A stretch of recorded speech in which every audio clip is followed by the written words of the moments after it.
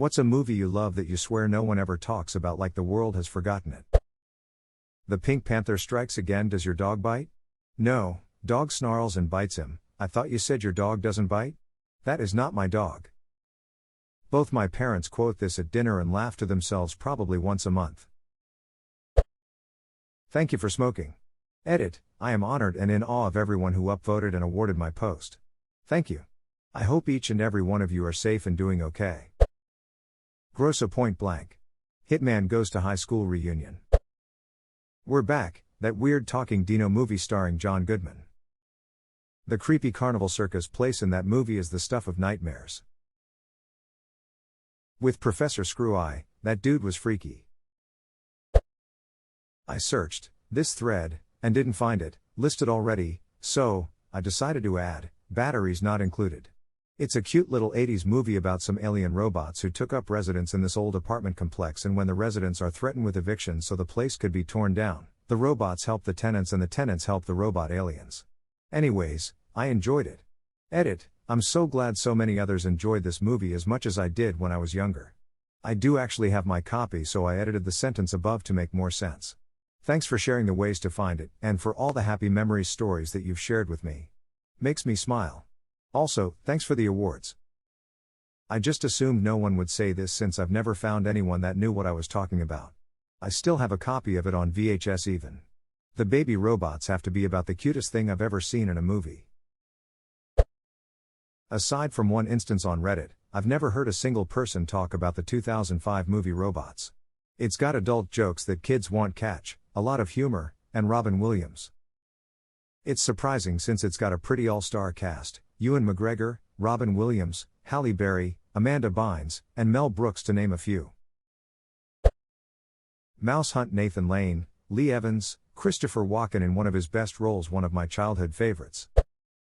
Balto, which I could have sworn was massively popular. When people started talking about the Swan Princess again randomly, I assumed Balto would be next as they were two of my favorites as a kid. Yet when I mentioned it to my friends and such, no one recalled it. Also, please let me mention the 10th Kingdom, which is technically a series. Ah, suck an elf. Ada, thank you for the awards. The comments, quotes, and similar feelings of 10th Kingdom being a fever dream make me so happy. P.S. The 10th Kingdom is indeed on Amazon Prime for free. I rewatched it recently as an adult, and that's when I learned it was a series with a lot more innuendos that I didn't get as a kid and not a long movie. Ada 2, you are all amazing, and now I want a sub for the 10th Kingdom x Balto, especially because I really want to discuss how the dad should have made better wishes in the 10th Kingdom. I have a lot I want to ask about it in general.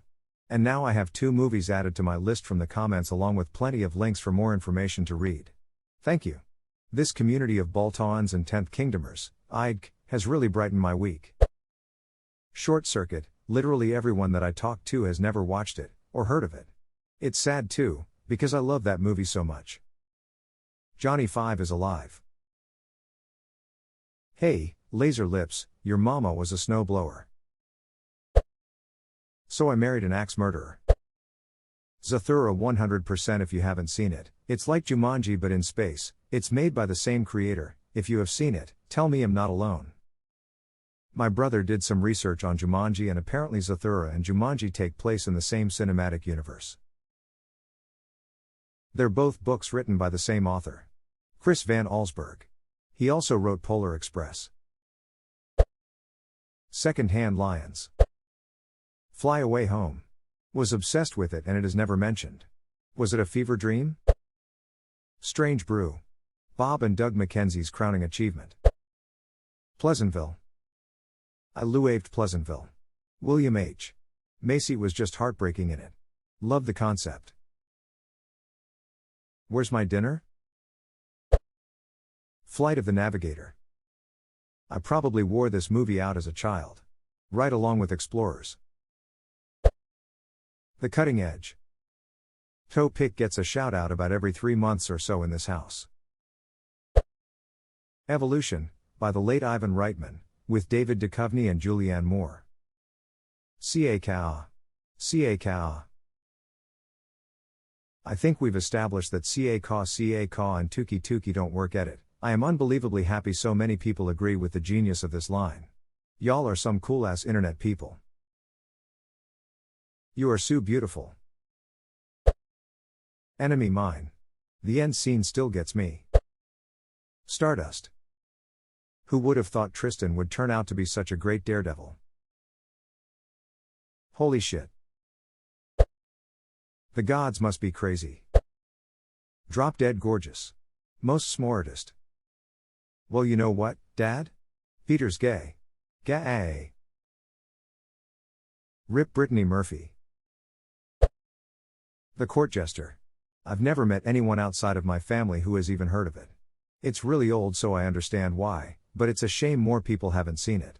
Edit, you guys have made me so frickin' happy. I didn't expect any response to this. The pellet with the poisons and the flagon with the dragon, the vessel with the pestle has the brew that is true. No. The flagon with the dragon is broken.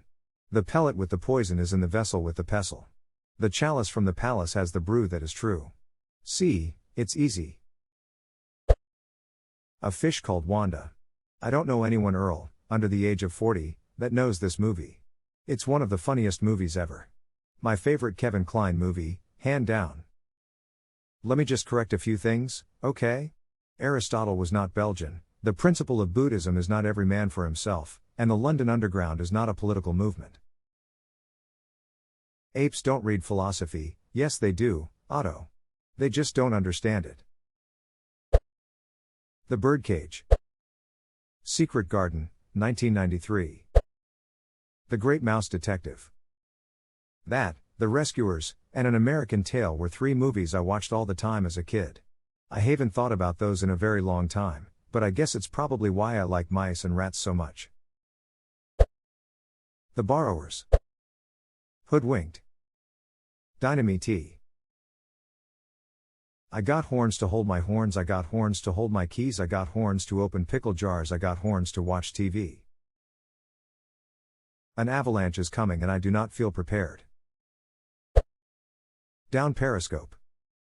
I showed my kids that movie, 12 and 15 at the time, and that scene when the cook farts during silent operation. My daughter legitimately pissed herself laughing and my son was in pain from laughing so hard. Think I'm gonna put it on again this weekend. Death Becomes Her. My all-time fave movie, amazing cast and plot, but I have never found a single soul who would praise it with me. Murder by Death. Everyone always talks about Clue but neglects this classic. They make a great double feature of murder mystery comedies. Also Fatal Instinct. A terrific spoof, from when spoofs were good. Edit, it has honestly made my day that there are so many fans of Murder by Death out there. You don't know how much this has cheered me up. Thank you. The Last Unicorn. Rat Race. Treasure Planet. Death to Smoochie. Drop Dead Fred, That's Not How the Pigeons Do It. Cobwebs absolutely fell in love with Rick Mayall from the very first time I saw that movie. SLC Punk. Constantine with Keanu Reeves and Rachel Weisz. Love that movie, but no one ever seems to know what I'm talking about. Ladyhawke. A great 1980s sword and sorcery movie. 9 directed by Shane Acker, produced by Tim Burton. I thought it was amazing, but the only time K bring it up, 90% of people have never heard of it, the other 10% hate it. It sucks, but I'm convinced I'm the only fan of that movie. It was so different and dark.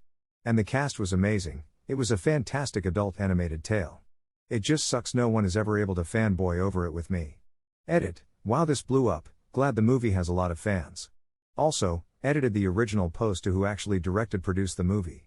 Didn't realize Burton only produced it. The Secret of Nim. An American Tale, Fievel Goes West. Major Pain. Major Pain, boy, I am 2 seconds from being on you like white on rice in a glass of milk on a paper plate in a snowstorm. I'm gonna put my foot so far up your ass, the water on my knee will quench your thirst.